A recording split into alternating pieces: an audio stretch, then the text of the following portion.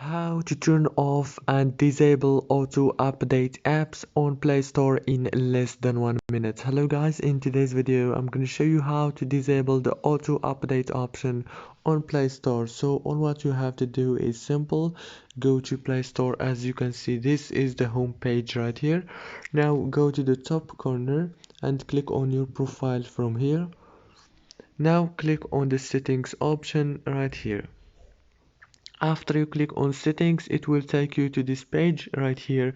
You will find many options. All what you have to do is click on the second option. Click on network preferences like this, and now you will find auto update apps option. Click on it also like this and click don't auto update apps. After you finish, click done like this. Very easy and fast. Hope this video was helpful. Don't forget to like and subscribe.